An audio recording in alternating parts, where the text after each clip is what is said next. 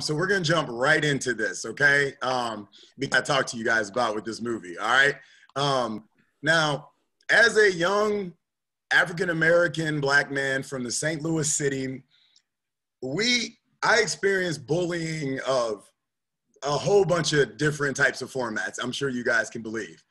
But I always remember one of my favorite movies growing up was Lucas, that had Corey Haim there, and it was the whole story of the bully who ends up being the friend, and he gets the girl, and he tries to join the football team, and and he's just making all these terrible mistakes to be popular and stuff like this. And I always wonder what would have happened if Lucas would have ended up being like Clark Kent. You know what I mean? And he would have been bestowed upon some strength and some powers like my boy Elijah was able to do in the movie. And I always wondered what he would do if he had that problem. So first and foremost, this movie spoke to little Travis Brown from back in the day. Like the little kid wearing glasses, reading Encyclopedia Brown novels and Choose Your Own Adventure and Alfred Hitchcock stories and Clive Baker novels and stuff like that. So first, thank you for making this movie, everybody. That's what I want to say first and foremost is thank you. Awesome, thank you. Because it truly, it's one of those movies that I really cannot wait for my son to see, because he gets to understand why his dad is the way he is, because I grew up watching movies like this, okay? Mm-hmm. So can we, first off, I don't know who we want to start here with. Martin, let's roll with you first, bro, okay? I'm curious because I care about people, and I care about y'all, man. Y'all don't know me, I don't know y'all, but I care about y'all. So I'm worried. How's everybody doing? And we can go down the line, everybody take a turn. I'm serious when I say this. How are you guys doing? How's life? How's this COVID, this pandemic? You see what's still happening to my people out here in the streets every single day.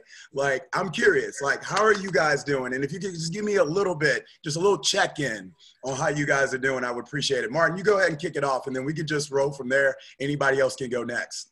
Right on, Travis. And I'm feeling you and everything that you're saying. It's spot on.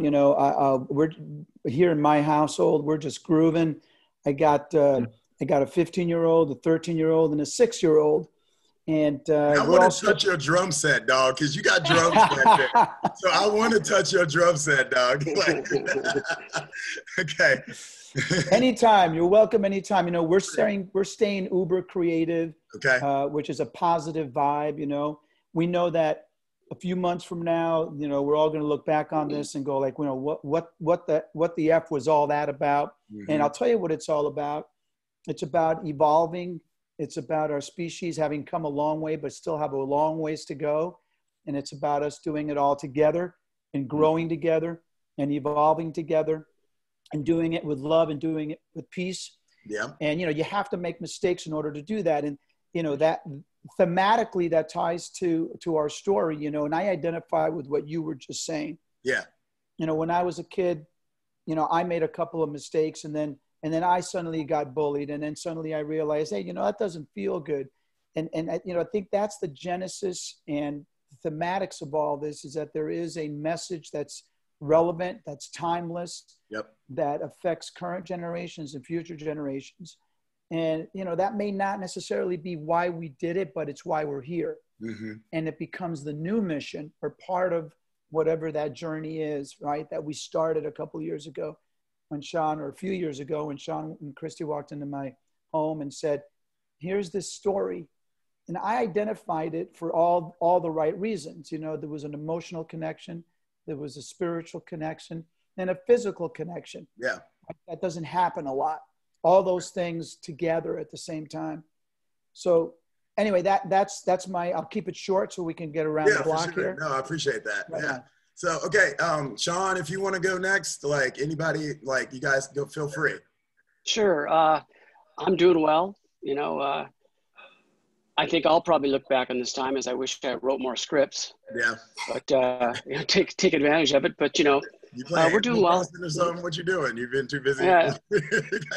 Well, I'm working on this. Okay. Honestly, there's always something to do. even organizing this took Christy and I basically a week of work. But yeah, I'm doing well. You know, luckily, and nobody I know has died from COVID. So that's a very positive thing. Yeah, that's important. Okay, I need to hear from one of my ladies. What's going on? I'm doing great. I'll jump in. Yeah, how's that be? What's going on, lady? Great. I'm doing really well. My family's healthy, so that's important. And I think during this time, the thing that's hit me the most is I think we're all able to focus on what's really important. You know, I think that it really puts you in a pressure cooker as to, not to get too political and all that, but it really shows you politically who you're more aligned with and who, you know, values. It really boils down to our values and everything that's happening right now. And I think it's a, believe it or not, I think it's a really good time that hopefully people will, you know, open their eyes and start understanding what's really happening in our world and what needs to be changed. Yeah. And I have my little 6-year-old daughter that even at that age, we're talking about all, you know, real things instead of just going to school, coming home. It's like we have real conversations, and I have her at home. So I'm keeping her safe and homeschooling. So that's kind of my world. I think it's, hopefully this is going to be a time-changing time period, you know, with COVID. I hope for the positive, you know, not just all this negative we're seeing. So that's my experience. What about you, Kayla? What's going on, lady? How's life going? I'm good. Life is good. Life is good. I agree. I've had a lot more time to be creative and stuff, being at home so much. But to kind of like go off of what Christy said, I think like this is definitely a time in our lives that are changing. Start crocheting or something? Like, I know. I should be crocheting. I know. No, not me. Arts and crafts? Like, what you over there doing? You making kombucha or something? I actually started writing a screenplay during COVID. Yeah, Sean's in. Yeah, Sean's like, yes. Thank you. Watch out. I'm coming for your job. No. Take it. Yeah. No, but like that's your drums next, bro. We're coming for you next. It's definitely a time for like a lot of like self-reflection and like having those conversations with people. And even like Christy's saying, like, I think it boils down to even like the small things. It's like, especially that this movie highlights, it's like, you know, we talk about big social issues and stuff. And it's like, how are you treating people when you go to the grocery store? How are you treating people, you know, down at the mailbox? Like it's these small little things that all add up into those bigger issues. You know? Okay. All right. So my fellas, Elijah, the man. What's up, bro? How you doing? Dude, it's been good. Yeah, you know, I've just really enjoyed spending a lot of time with my family. Okay. Conveniently, as soon as this happened, my parents were like, we're remodeling the house. So, you know, I've been tied up with that a lot lately. But it's great. You know, I got to be honest, I wanted to kill some of my siblings sometimes during this whole thing. But it's been great. I've loved the time. And this like everyone else being recorded. So well, they know this already. They know this. But yeah, just trying to find ways to stay creative and just positive and, you know, keep a sane head on through all this. Okay, so Gavin, other than the hair, bro, okay, what we've been doing during this time period, except for you too, Elijah, just keeping that hair. That's great, guys. Keep it fresh. What's been going on, brother? How you doing, Gavin? Dude, I am doing great. I feel like you always learn the most about life when you're at your lowest. Yeah. So I think with kind of anti-socializing, by kind of everyone isolating themselves, which I don't think is healthy. Genuine, like I feel like people are created to be with other people. They're created to love other people. Right. So when you kind of take that away, I mean, you have all kinds of like suicide rates going up and stuff like that, which is like, wow, like that's something's wrong here. And there's lots of things wrong and that we need to look at deeper. And I just think overall, this has been a great time for me. Conveniently, right before COVID, I was like, you know what, I really just, I want to take time to reevaluate what's important to me. I went back to Texas with my family for a couple months and I'm really enjoying it there. I mean, we have a house that's built in like the 1900s. Okay. So we're like we ain't got no slaves still left in there, do you know? Like, ain't none of my people hanging out down there, are they? Because when y'all let them go, like, they just let them be. Like, take them out of Texas and let them go get credit cards and, like, bad cable services and Hulu, Netflix subscription services and shit, just like the rest of us. No, man. So, wait, what part of Texas is this, though, with this 1900 house? Like, where is this? It's like I think it's like 1960s, so it's not like it's not super old, but it's old enough to need to do renovations. Like, okay. Like you can look at a fireplace. Elijah, like, when you get done, bro, clearly you about to go over to Gavin's and like talk to him for like about a year if I were you, man. Just be like, I see you when I see you, because you're gonna end up working on this house. It sounds like.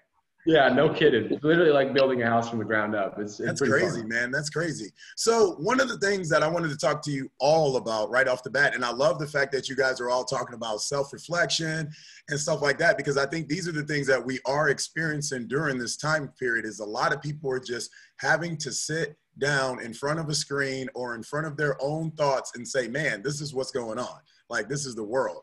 But I feel like a movie like The UNHEALER, isn't that exactly what's going on in this movie? Like, there's like a reflection that's going on in this film where we see this young man who, like I said, man, Elijah, your character, bro, like I was you. I didn't eat weird things, but like I hung out with them dudes, you know, like the first moment I saw you eat a piece of paper in the film, like there's this kid that I grew up with, and I don't mean to call him out, but I hope he's doing well. I hope his family's alive.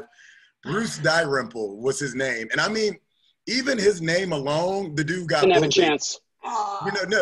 You know, and it was just terrible. But he was the kid that sat in the back of the room and he was eating out of glue and he was eating a half of the pencil. And the only thing that I always said was, don't, like when they gave us the school supply list every single year, I would just be like, look, Mom, let's just get like another group of it, because Bruce gonna eat like half of the shit that we got. So let's just go get a whole another group of this stuff. So, but like Elijah, I'm gonna jump right into it with your character right off the bat. So we see this film and it's brought to you. Tell me how you know, before I talk to the gentleman behind, tell me how you were brought into this movie, your first overall interpretation of the character, and then like really like how you made this young man your own, because it's, you know, just even his name, like, it's just great how you guys just totally made him get bullied from the minute the screen opened, when you just even see him walking as a presence on the screen. So I want to hear from the man himself about like how you became this character, how you were able to really, really embrace him and then be able to kind of do what Martin and Sean and everybody behind the scenes are really, really trying to get out of this film. Yeah, man. So like what you were saying, what really drew me to the character when I first read it was how understandable and sympathetic Kelly was. Yeah. Like you got it. You off the bat, you knew who he was, you knew his stakes, and your heart just bleeds for him. Yeah. And so what I loved about the character that Sean and everyone created was that you understood him. Yeah. You understood when he made that one choice to start with.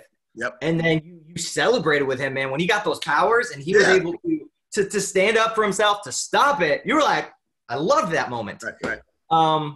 But then when he made the next choice, you know, it made sense. And that's how I wanted to play Kelly, was that every choice he made was the right choice at the time. For sure. And, you know, it wasn't a bad choice. That's what needed to be done. Mm-hmm. But that's what was fun about it, is each choice, it slowly got warped.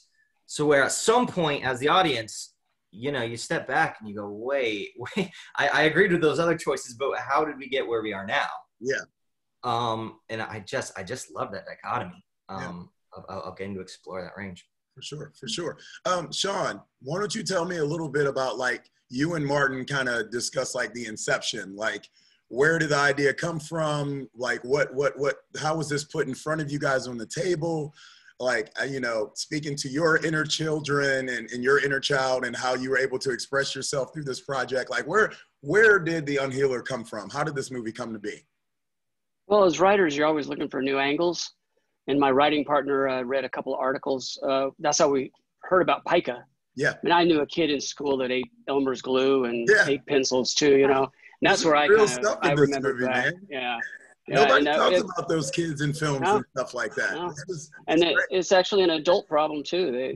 They do have adults that do it, not many, but so that's kind of where the idea came from. And you know, I've always kind of enjoyed the horror genre and make a revenge type of movie, and it just kind of all came together, you know. And I drew on it because I think everybody is bullied in some way in their life, you know. I played football, and you know, that was brutal every day. Somebody trying to fight with you or whatnot. And so you were reading all the boys, huh? You were one of them dudes. Okay. I did play football, yeah. Okay. That's kind of where it came from. And then it was just to make a nice, entertaining movie. I mean, we wanted, of course, there's some depth to it, but that's what makes a good story. Yeah. Then let's have some fun. Let's laugh here and cry here. Okay. Martin, what about you, my brother? Hey, man, by the way. Yeah. Back in the day, I played hoops against a guy named Bruce Dalrymple. Really? I had a Bruce Dalrymple friend as well. Okay, all right. He was a hooper. I was a hooper in high school and college, and we played against each other. Okay. I never saw him eat a ball or a jockstrap, for that matter. Yeah, I don't think this dude even dribble a basketball more than 2 feet without falling over, losing his shoes, and his shirt would come unbuttoned. You know what I mean? Like, this was the kid who would show up to school and his zip would be down all the time, to the point where I'm like, are you low-key doing this like for attention, or do you really not know how to pull up your pants when you get finished with the bathroom, bro? Like, what's really going on here? I have questions. You know, but tell me, like, Martin, like, where did this film come from for you? Like, what kind of brought this project to life for you? It was similar to what we all kind of connect with, man. It's like there's I always tell my kids, you know, whatever seeds you plant in life and you harvest those seeds, if those are positive seeds, it will come back to you in the form of, you know, a full cup of karma. Yeah. And if you do the opposite, you know, there's such a thing as the day of reckoning, and you don't have to do anything about it. You know, the universe has this incredible energy and balance to it. You just have to be open to it. And I really dug that metaphorically in the story. Yeah. And I love the reverse pain concept, which to me is kind of like the antidote to, you know, good versus evil on the planet, because we know that the planet has both, right? Right.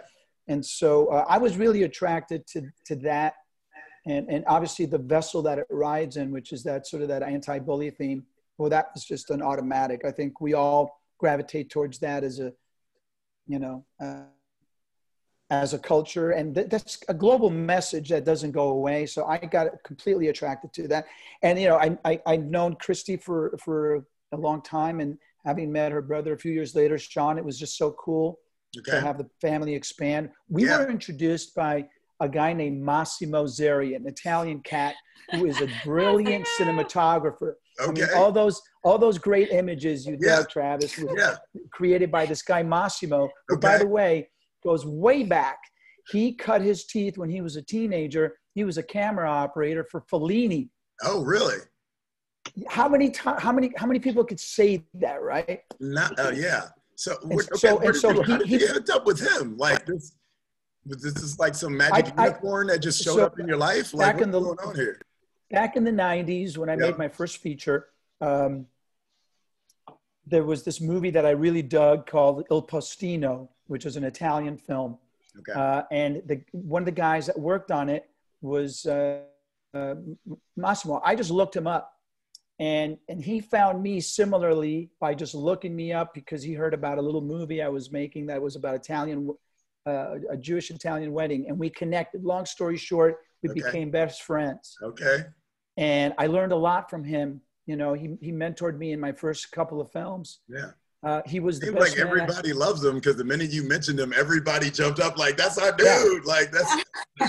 he's got great, you know, like yourself, Travis, he's got this really beautiful spirit and wonderful soul and great energy. I felt like I need to meet this man. I feel like he and I need to eat some pastas and very cured meat together. I feel like I need to meet this man. Espresso in the morning. Yes, exactly. Amen to that. Right. Yeah, you definitely need because like I try to hang out with old Italian dudes every time I can, and one day they're gonna accept me one day. Like I told them, I grew up watching all mafia movies. I'm like, y'all gonna take me one day.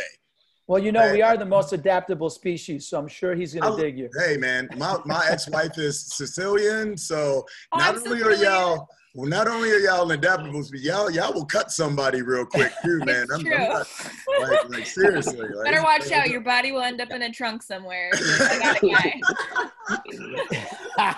You know, Travis, you'll have to come to our set for the sequel and hang out with Massimo. There you go. I would love to.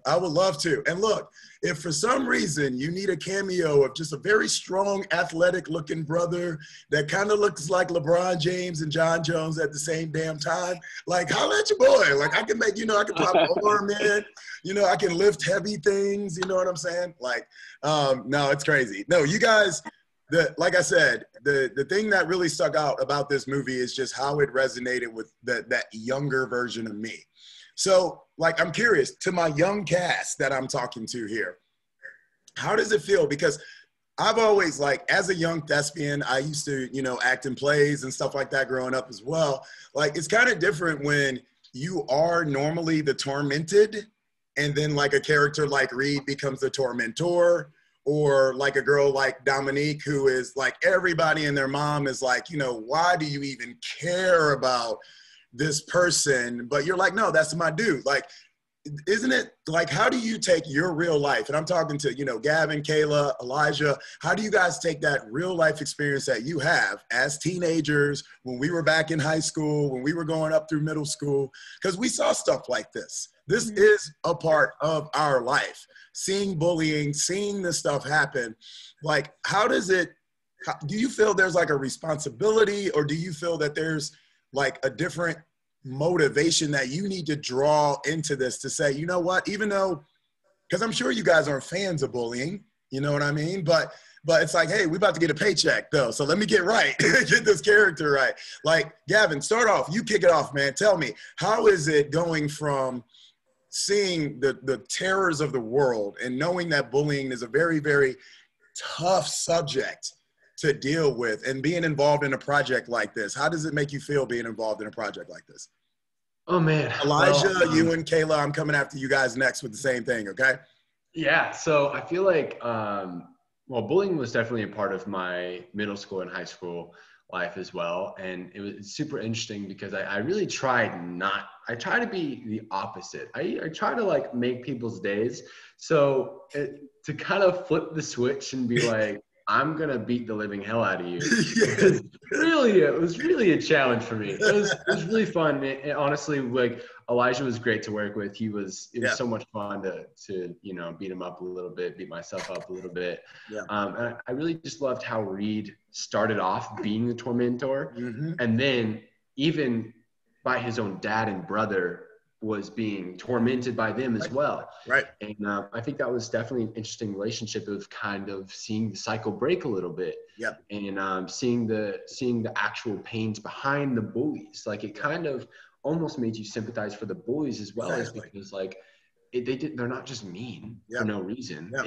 It's a linear thing. It's like their fathers or their mothers or their older brothers. And I think the film was great showing that. And it really showed it showed a great arc with Reed on kind of making that switch. So it was being really the character Reed though, did it make you give some more like self-evaluation that like, hey, I can still even be a better person than I'm actually being? Or was it like, I'm good, like I know I'm never gonna roll down that route, so I know I'm okay?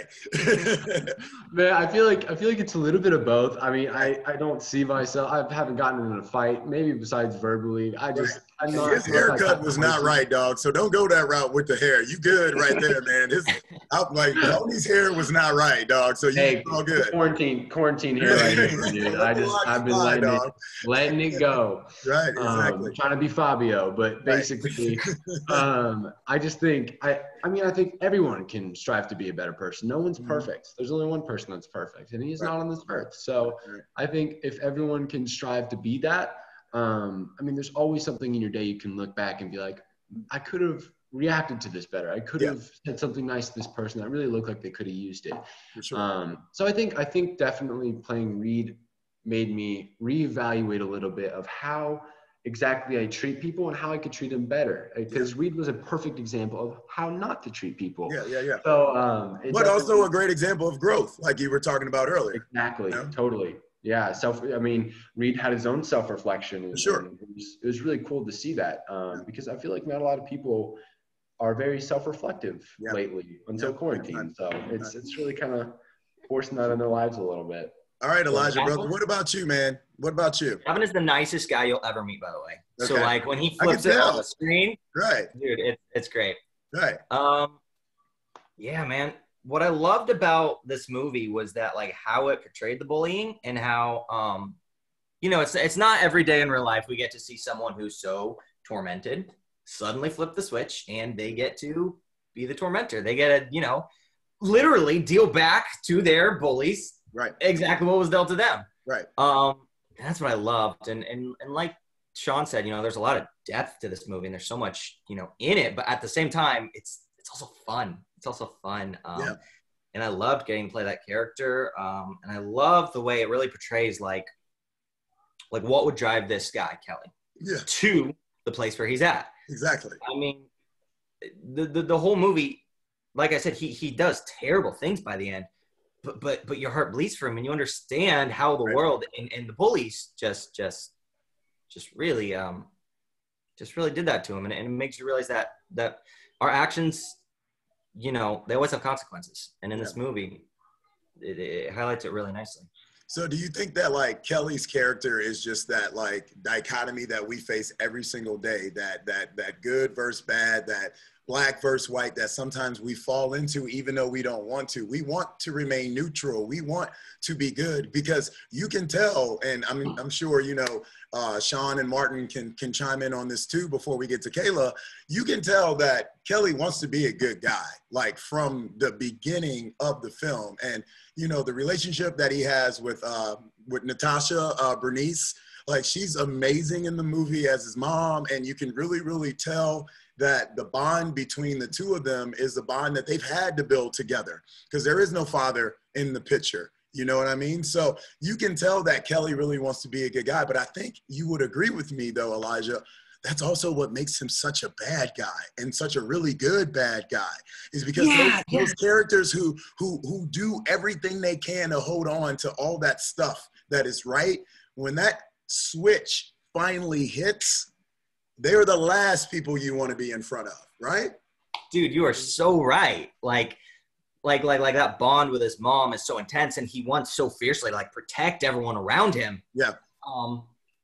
That when he has that power to make that choice, he takes it. Like in the movie, there's that scene where they have all the sticky notes out on the coffee table. Right. And you see that like his intentions are nothing but good. He wants to save people. He wants to use his powers for good. Yeah. It's almost like a Death Note moment going on there in the movie. Yeah. Right? And like you're saying, it really does, give great moments for self-evaluation because in Kelly's mind, does he do the right thing of love and compassion and forgiveness? Or does he take matters into his own hands? Right. And do what he might see as needs to be done as justice, but also creeping in there is what he wants to do, how he wants to spin the story and how he wants everything to go. And it does make you look at it like, oh gosh, am I doing that sometimes? Yeah, Martin, Sean, what do you guys like in regards to Kelly's character? Like I was saying to Elijah here, it does seem like he is just that vocal point throughout the movie of choice. Like, hey, like this film is about to go one way or the other, and it's all dependent upon what this young man decides to do with these powers that he now has. When you guys were creating the character and then as you saw Elijah become into the role, and Kayla, I've not forgot about you, darling. I'm gonna be right back to you, but I'm gonna dig into this little man here real quick. When you guys were developing the character and you saw Elijah start to kind of form and become the character, was this exactly what you were looking for? Is this exactly what like you were hoping to achieve was for people to empathy, immediately become sympathetic of this guy the minute he's on screen, but then all of a sudden be like, oh, hell no. Like, because I had that moment where I got up, I'm like, wait a minute, hold on, dog. Like, you can't do that to anybody right now. You're supposed to be the good dude, Yeah. What do you, Sean? Well, what do you think? as a writer, Elijah played it exactly the way I wrote it. And I hoped it would come out. I mean, I wanted you to feel a lot for Kelly. Yeah. And be right there with him. Maybe not that you've had the exact same experiences because, most of us don't eat crazy things, but that you felt for the kid. Yeah. And then you got the powers and all that went great. And then at some point I wanted you to do exactly what you just said. Start going, well, he's making the wrong decisions now. And then you're almost starting to feel bad for Nelson and Reed. Right. Because now he's coming after him. And right. At that point at the football field, you're supposed to, in my mind, not be for Kelly anymore. Yeah. And you actually go, oh, I hope Nelson doesn't, get hurt from it. So yeah, it played out very well. I'm very happy. Like I always have, like I said, I'm a young African-American man from St. Louis. So my mama is always in the back of my head. Okay. And the football scene, I'm not going to get into it because I don't really want spoiling anything before anybody sees the film. But as the things kind of go on, like, I feel like my mama would have got up instantly, like, okay, enough is enough with this little white boy. Turn this off, okay? Because he's not nice no more. And, it's just, I think that's how you got it, is when the audience can sit there and have to start questioning themselves on what they're seeing in front of them and be like, man, there's so many times, like, okay, so, like, Elijah, Kayla, Gavin, you guys, I don't know if you guys know this film, but I'm sure the adults in the room will be able to understand it as much as I do. There was a movie called Falling Down that came out back in the day. And it's just this very, very impactful movie about this guy who is just your normal 9-to-5 guy. He's in South Central LA. His car breaks down. There's hoodlums everywhere. And he's like, you know what? Enough is enough. And he just goes on this rampage. And that's like the minute I saw Elijah cut his finger, and that's a spoiler. That's the only spoiler I'm going to get. That look that popped up in your face, the character that Kelly became when he started to understand what was going on in his body was the same feeling that I had when what's-his-face was in Falling Down. Yeah, exactly. Falling Down, where it's just like, oh, it's my turn now. Like, I'm done with this, So, Martin, when this movie is being made and you're sitting there and you're giving Elijah and everybody else their cues and you guys are focusing on making this project what it needs to be, similar to what Sean was saying, do you agree? Is that exactly what you got out of it? Were you happy to see that Elijah was able to just fully invest himself in this role, and Reed and them could be good looking guys, but still assholes at the same damn time? Like how did you feel watching Kayla, everybody, this young cast come together, like to really, really put your guys' life on the screen with this? Right on. Well, your instincts are spot on again. Your cinematic hypersensitivity. Stability. Okay. The script, you can only get it so right, and at one point or another you hand it to the actors, to the talent, who will bring their life experience and bring another layer of truth to it all, right? And then in the editing room, I always say that's kind of like the final rewrite. So during production, while we were on set, and even during some of the blocking, because we didn't do a lot of rehearsing, it was more about like letting it happen and being open to all possibilities. What rose to the top from the original screenplay, which it was all in there. Mm-hmm. All the ingredients were in there, but on set, what rose to the top was that this was really a love story. It was an emotional journey. And it was about acceptance, about being at that particular age and having your mom be unconditional with you. Right. True love. And then wanting to have the same thing, with a girl that you have a little crush on, or you're just feeling, the emotional connection with, and then your mother gets taken away. Right. And at the same time, you're given these powers. It's what we would do, whatever it takes, to make it right, or really ultimately for acceptance. I just wanted you to love me back. I mean, that's without any spoilers here, right? As to what happens at the end. Yeah. And that really rose to the top. So that, just to answer your question, that happened organically, and it had to do with the chemistry of the cast. Because even though there are lead roles, this really was an ensemble cast. It was really cool how it all came together that way. I think you nailed it right on the head there. And this is what I want to talk to the ladies about. And we'll start with Kayla and her role, Dominique and stuff. This is one of those movies where like to even hear you say of a sequel, it completely makes sense, because like, I feel like this is something that could be even taken further into a development of a series, because even though you do have one central character here, this particular being that like, and we'll get into Lance, because I mean, if we talk about like legends in the freaking industry to be working with, you know, like to be able to see something go from one person to the next. The movie, what was it, Fall In, the Angel movie that had Denzel Washington and all those guys in there when they were touching each other, transferring all those powers to each other. Like, yeah, the responsibility becomes like intense. But I'm wondering, okay, so Kayla, like, how close are you and Dominique as real people?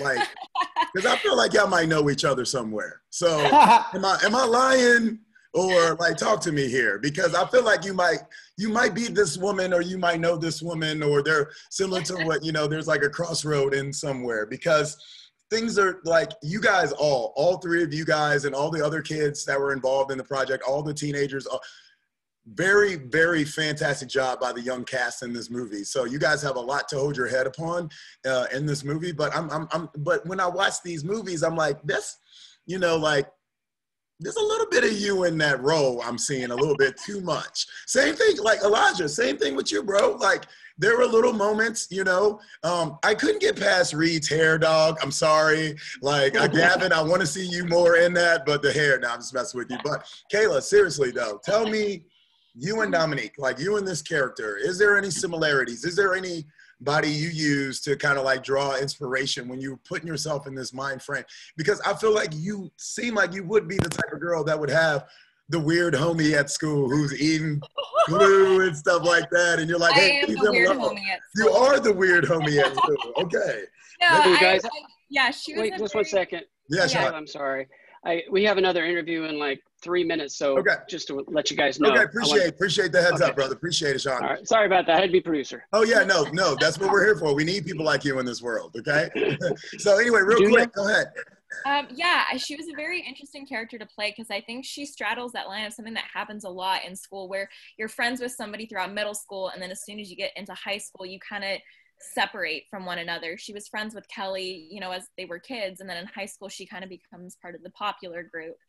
And I think what was interesting about playing her is like, she is kind of the lifeline to Kelly throughout the film. She is kind of that voice of reason, because I think she's the person that sees him similar to his mom in the very beginning as being this amazing kid, and she doesn't need all the powers and all the other stuff to like him. She just likes him the way he is.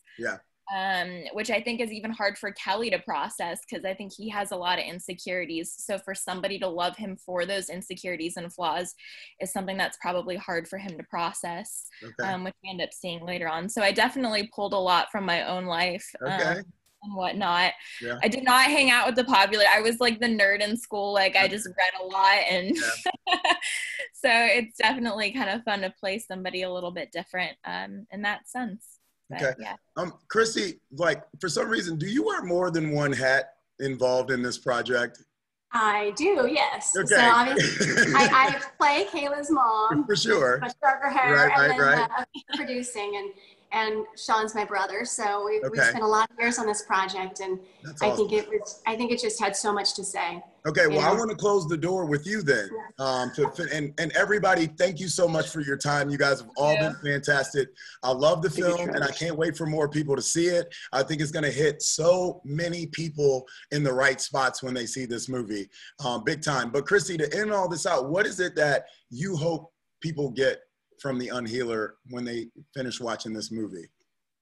I hope it challenges people to think about their motivations, to think about their choices, and really do a lot of self-reflection. Because I think everybody that we've talked to, they sit there and they have to think about it, they have to discuss it, and that's exciting to me.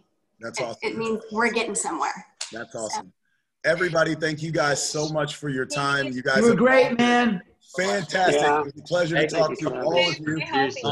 I can't wait to see everything on the register for all you guys coming up. Please, I'll be in contact when I see projects. Sean, amazing work behind the scenes, brother, and I can't wait to see more from all you guys. So, Martin, I'll be out there to touch those drums soon, bro. You better. I'm looking forward to it. Okay, everybody, have a wonderful rest of your holiday weekend, and I will see you guys soon. Thank you so much. Okay, later. See you guys. Bye. Bye-bye.